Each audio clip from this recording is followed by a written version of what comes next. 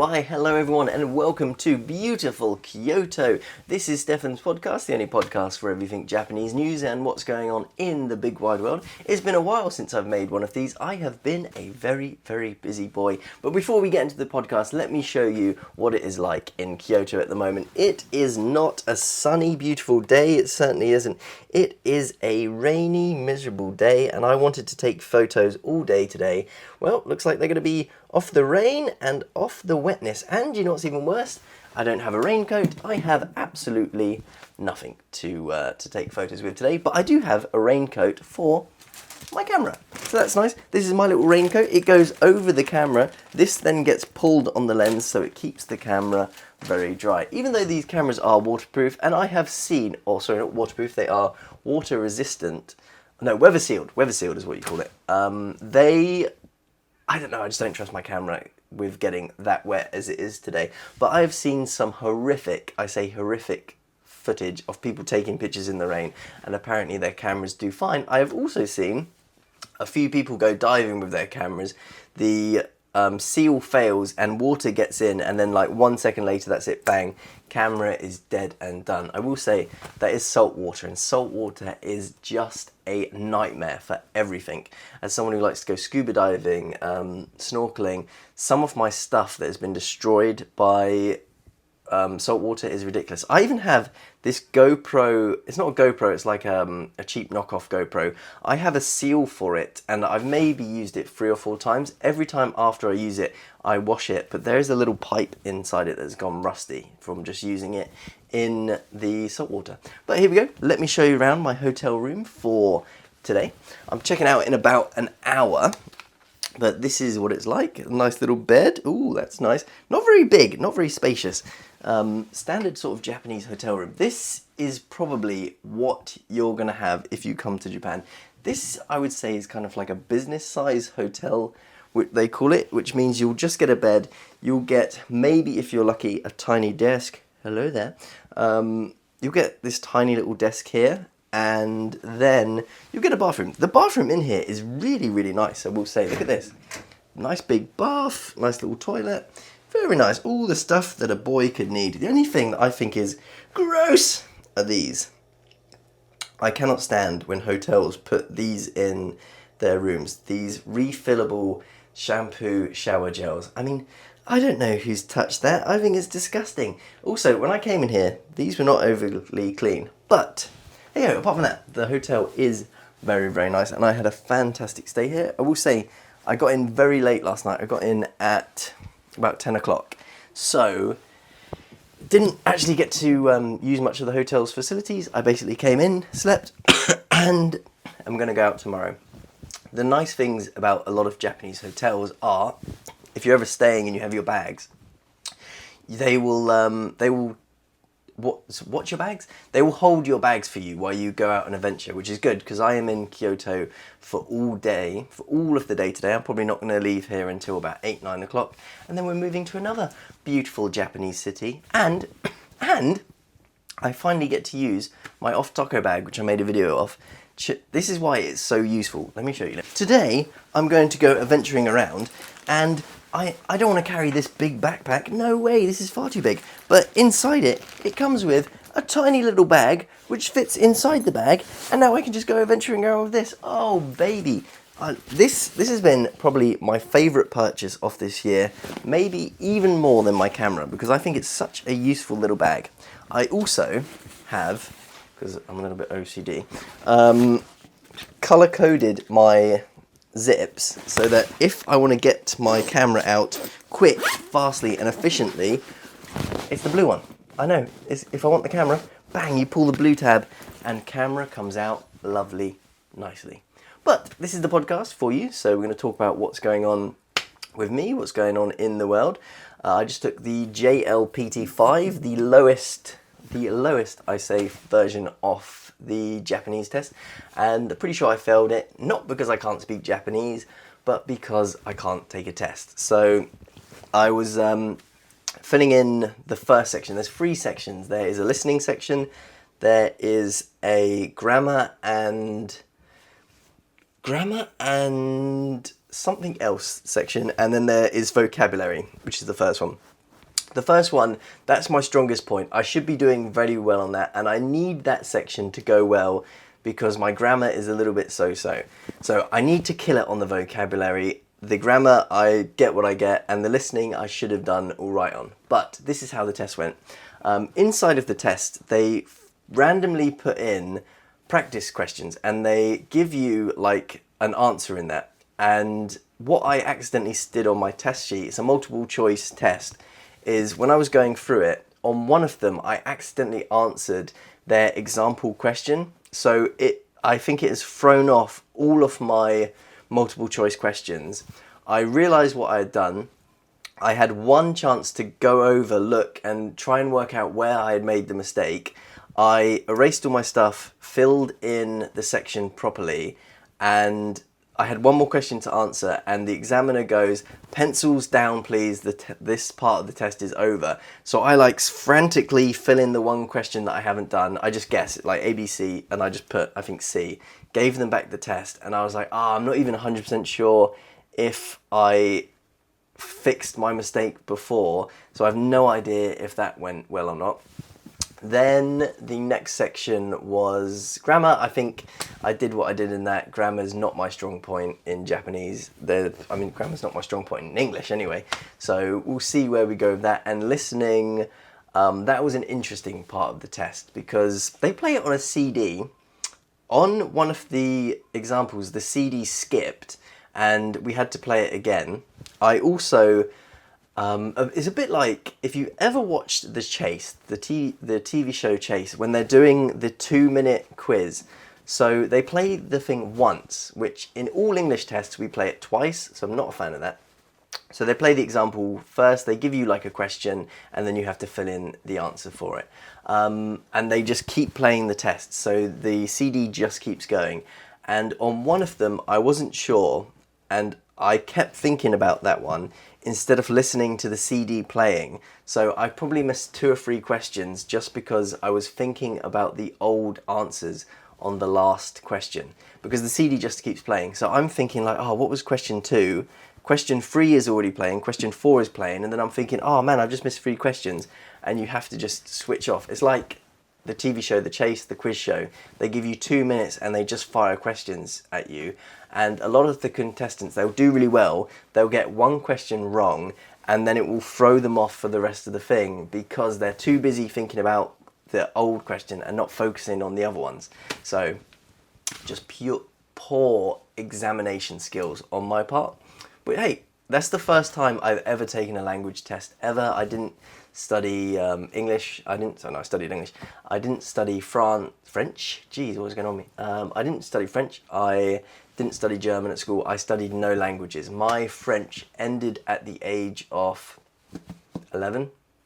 And my French before that was like once every 2 weeks we'd do a lesson. And I always remember it being the same thing. It was like, bonjour, how are you? And then how are you? And I would always say buff because I like the way it sounds. Buff. I think everyone in my class used to go, how are you? Buff. I am buff. And then we'd do like 1, 2, 3, 4, 5, 6, 7, 8, 9, 10.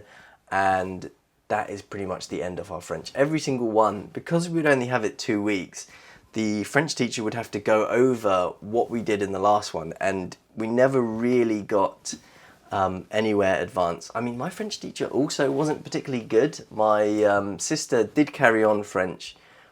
She did carry on French till GCSE. This French teacher had 2 students and I think both of them failed the French course, which says a little bit more about the teacher than the students. If you only have 2 students and they don't pass the French test, that is pretty poor, but there we go. Also, just a surprising thing. I expected to see a real mix of people taking this test because, you know, it's a Japanese language test. Everyone taking it will be from different places, and 99% of them were either Sri Lankan, Indian Jin, Pakistan, from that sort of Southeast Asia thing. And there were maybe about 1,000 of those people taking the test. And when I was getting on the train, so were everyone else getting on the train for the test centre. And there must have been about 200-300 sort of Indian people on the train. And let me tell you something, the Japanese people's faces were a picture, because they were like, oh my God, why are there so many foreign people on this train? And where are they going? What are they doing? And even when I got to the station, I was like, wow, I have never seen this many Indian people outside of London. And especially coming from Tsushima, I mean, I think I've seen maybe two Indian people I've seen maybe 3 Indian people on the island ever. There's one guy who I think is from Sri Lanka who lives on the island, and he's pretty cool, and his wife. And then apart from that, I don't think I've ever seen anyone else. Really, not many. We don't get many gaijin come to the island, and most of them who do come are normally from Europe or America. It's very rare we get like someone from Southeast Asia, Africa come. So that was interesting. Funny thing seeing their faces and just watching all the Japanese people freak out about them. Interesting stuff. But apparently it wasn't just my test place. I spoke to someone else who took... I took JLPT 5, they took JLPT 3, and she said a very similar story. 99% of the people taking it were Southeast Asians, Indians, Sri Lankans, like that. So just interesting, the foreign people who live in Japan. I expected it to be a lot more Europeans, a lot more Western people, a lot more Americans, but no. There was one other, maybe American guy in my test centre I didn't see. He was all the way down the other side. And I have to say, taking a Japanese test, the experience was not overly good. So I come in, in the UK, if you take a test, you need to have a clear pencil case and you put it on the desk, and then that's it. You're pretty much done. You're ready to go. So I get my pencil case on, I put it on the thing. It's a pencil test, so you have to fill it in pencil. And so I have pencils and eraser, and I also have a pen/pencil thing. So it has different sliders on it. One of them's a pencil.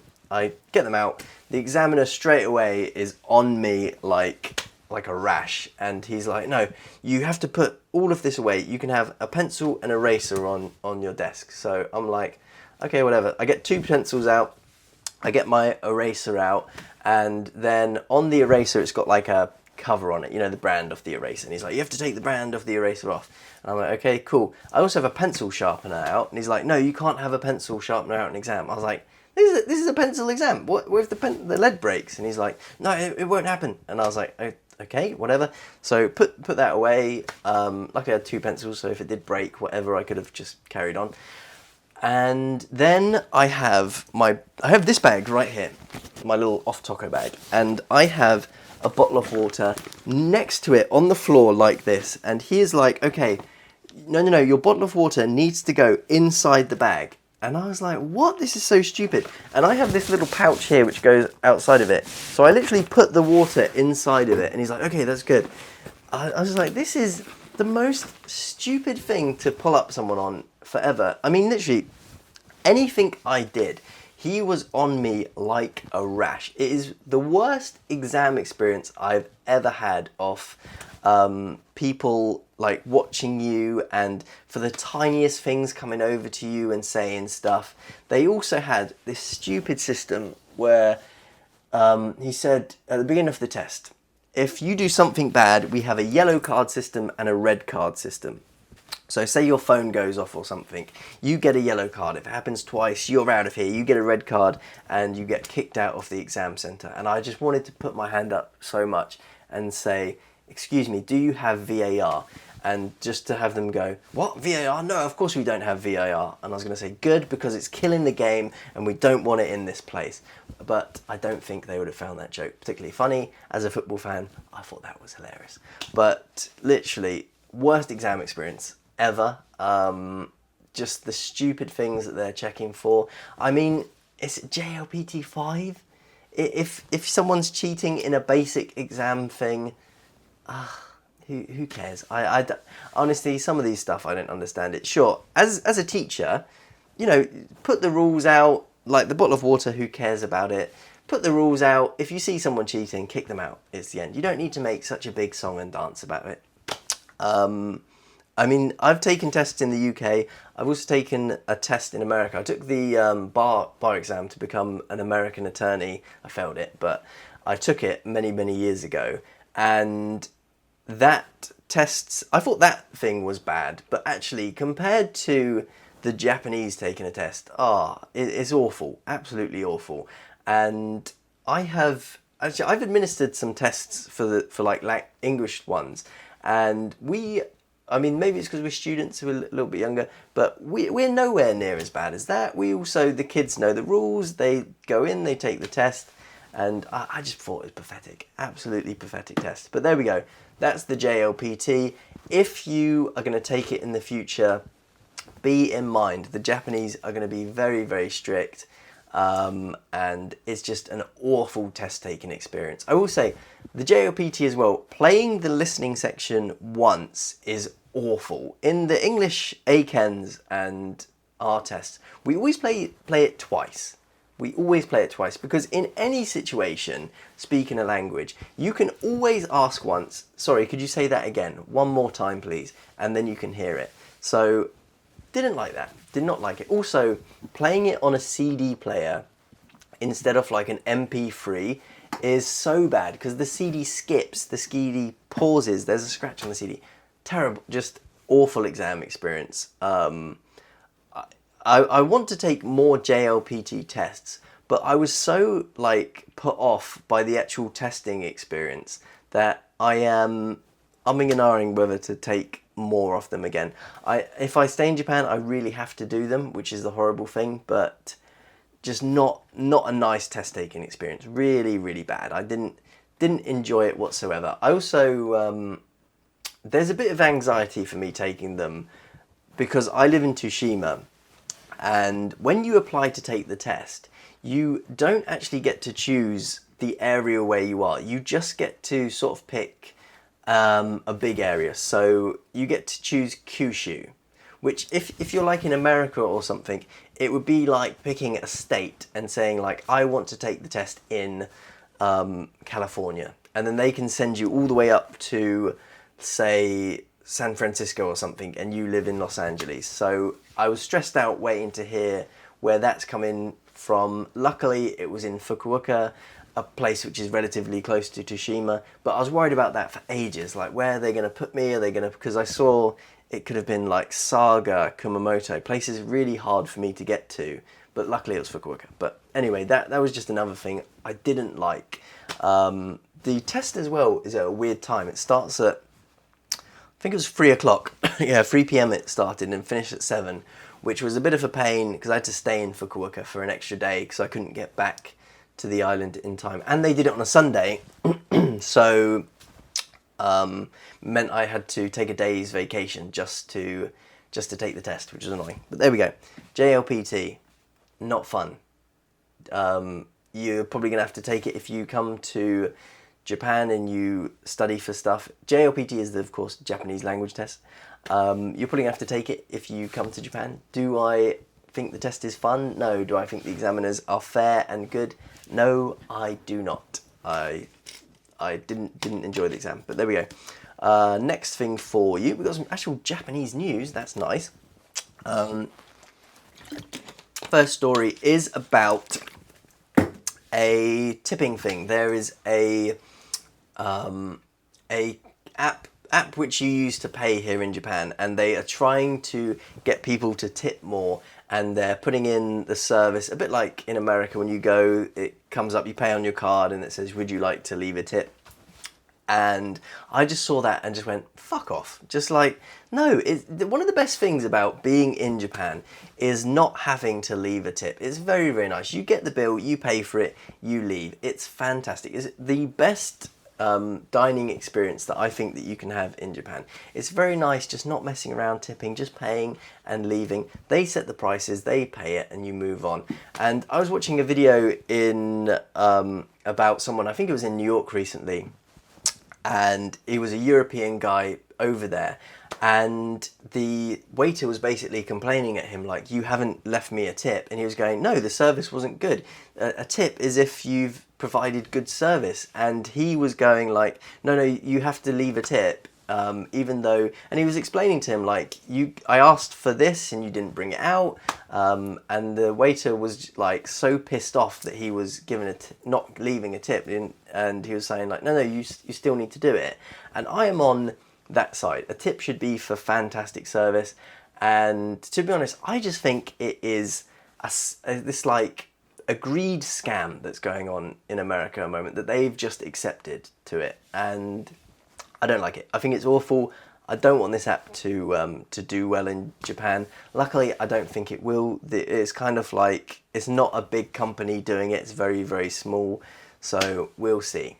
They're just another company trying to squeeze out a few dollars or a few pounds from everyone on every single purchase. And because it's an app, you know full well a percentage of it is going to them and not actually going to the waiters, which drives me insane. And also, when I worked in, I used to work in Pizza Express years and years and years ago, and they would do a thing on if you tipped on your card that like 10% of it or something would go just to the office and not to us, and they would call it, of course, an administration charge, which used to 10% on all tips in Pizza Express is not how much it will cost them to administrate it. I don't think so anyway, but there we go. Yeah, used to hate it, but there we go. Next news story is about driving, and there seems to be a little bit of a crackdown on the Japanese looking into driving license conversions. I am from the UK, and I very luckily got to do a driving license conversion when I came here. So basically what that is, you have to fill in you have your UK driving license, you fill in a load of forms, you have to go into a driving centre, and you basically have to have an interview. And they see if they think that your license or how you learnt to drive is comparable to how they learnt in Japan. And in the UK, luckily it is.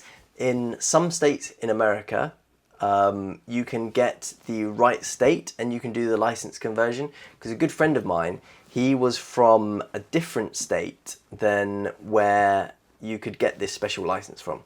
But he went home, he changed his driving license from a bad state to a good state, and then he went and got the license conversion. This took him a long time to do.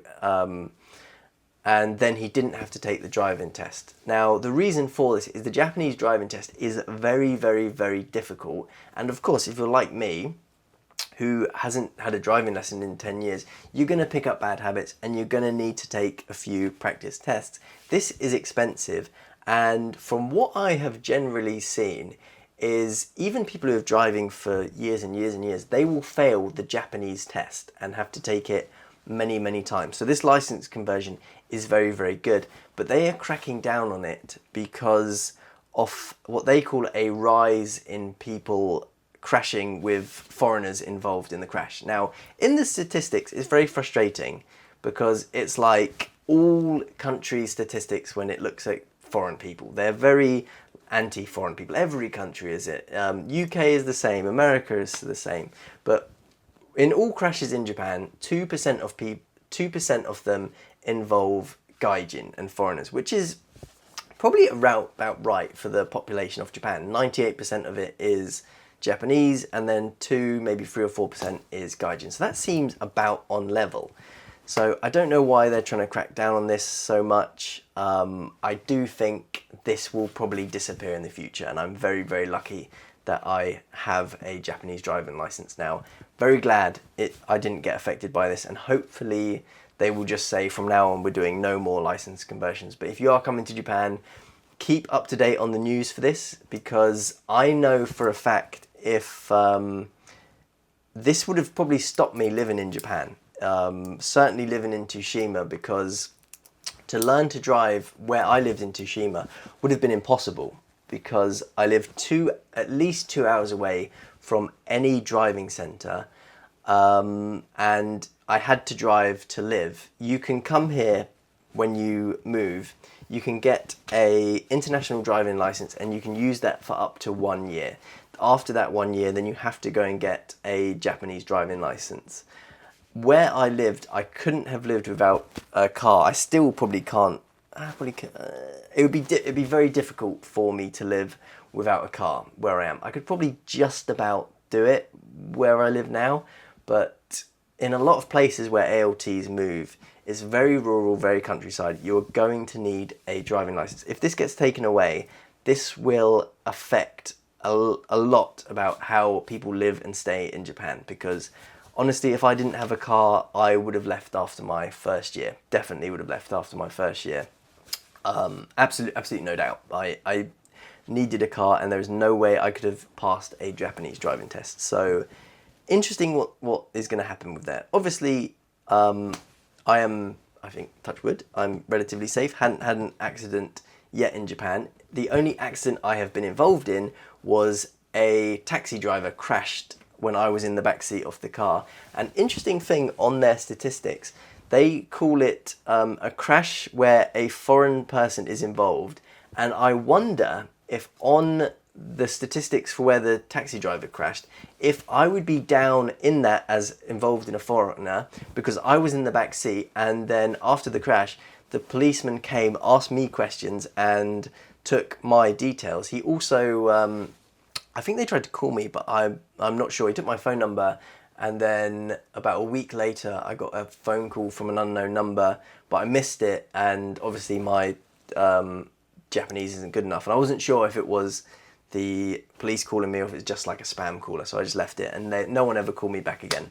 But I was so happy when that happened, because I've been involved in a crash in the UK, and just crashing your car is one of the worst things that can happen to you, even if you're fine, because you then have to buy a new car.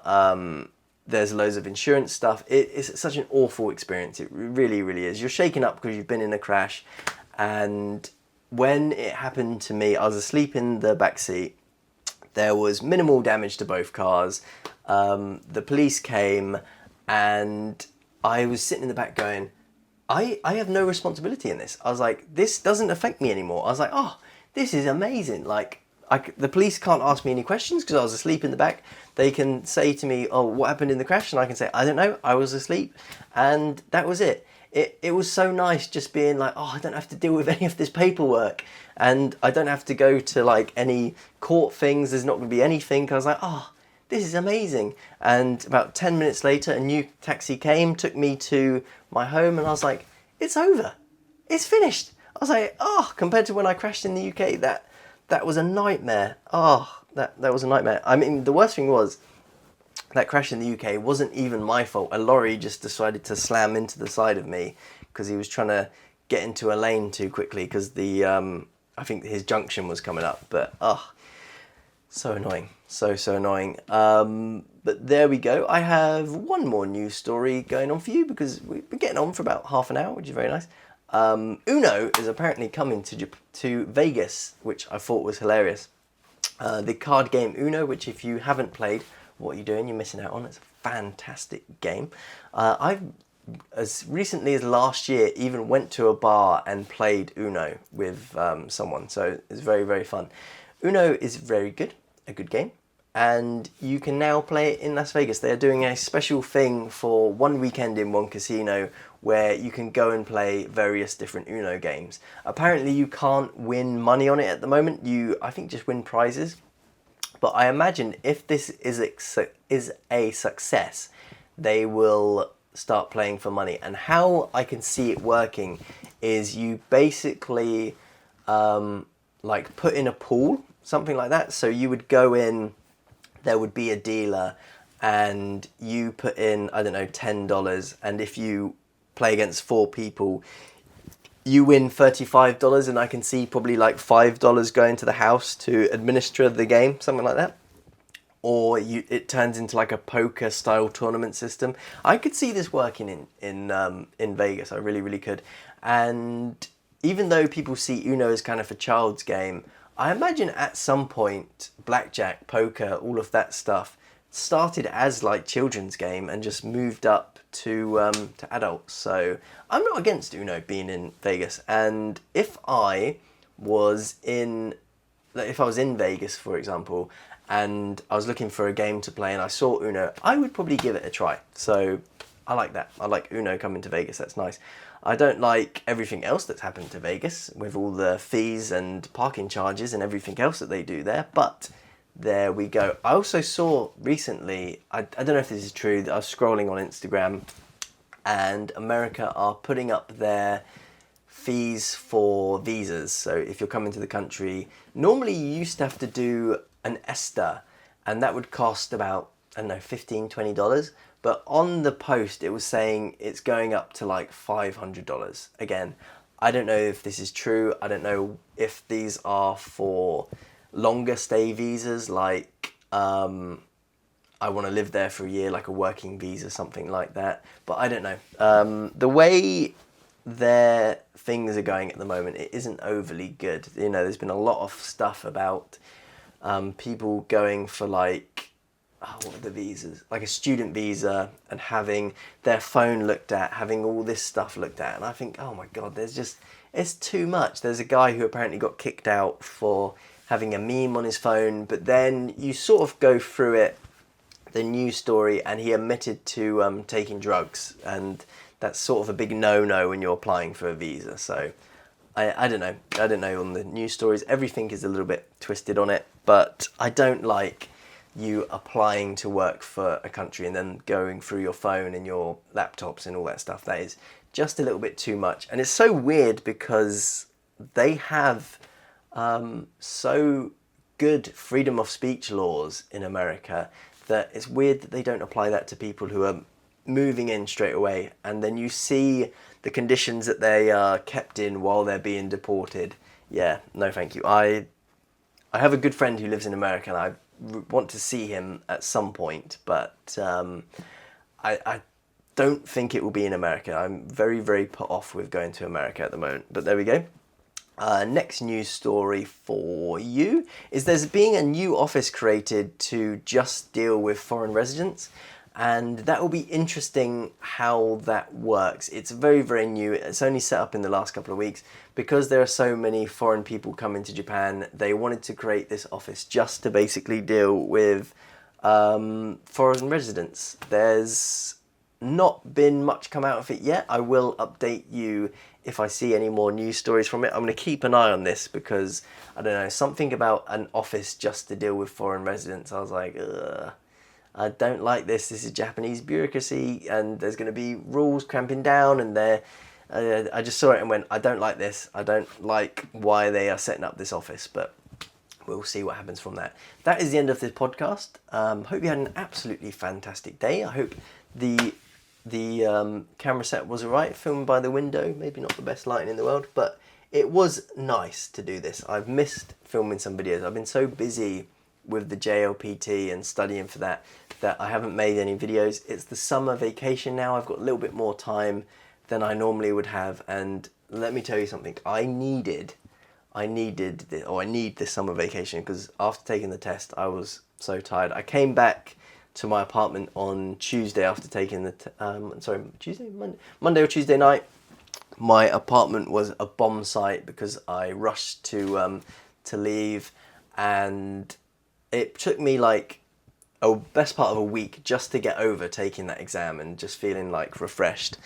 And funny enough, I wasn't meant to be in Kyoto today. I was meant to come on the weekend, but the weather for the island was so bad, I knew that my flight was going to get cancelled. If you ever come to live in Japan and move to an island, and probably any island, just living on a small island, UK, France, whatever, the weather can screw up your plans so easily, and in Japan it happens all the time. Since living in Tsushima, and I've only lived there for 3 years now, I would say I've had my plans ruined maybe a third of the time that I've planned to do something. There will be an issue because of the weather, and it's the worst thing about living in Tsushima is when you try and get off it, it's so difficult because if it's cloudy, planes can't fly, so they get cancelled. And then what will happen is, because anyone who's flying will then try and get the boat, the tickets for the boat will just disappear and you cannot get off the island.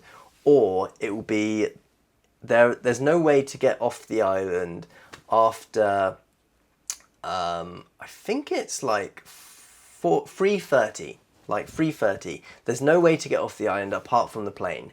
So if it's cloudy, you're done. You're done. And the boat, there's two boats. There's the jet foil, which is very quick, and then there's a slow boat, which is 5 hours. Obviously, that's an awful journey. So it's just, if it's bad weather, it ruins your weekend. I've had friends try and come to the island, and they will get to like the airport, and then the weather just stops them coming, and it ruins my day, it ruins their day. Worst thing about Tsushima is the only thing I think I won't miss when I move away, because it has ruined my weekend so many times. And you plan like a big trip, and luckily I haven't lost any money by the planes being cancelled as of yet. I once had a hotel booked, and luckily they did refund me when my plans were cancelled because of the weather.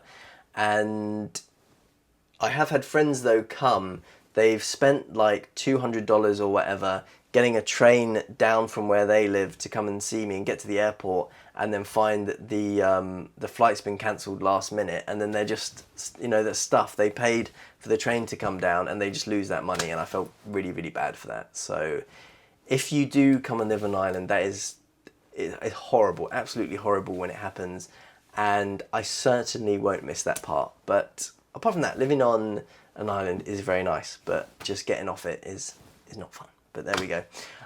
It can also lead to arguments with your bosses and whatever. I had it once about a year ago.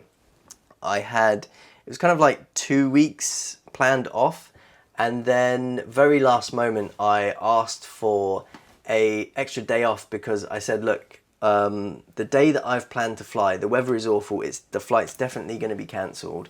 I'm going to have to take tomorrow off so that I can fly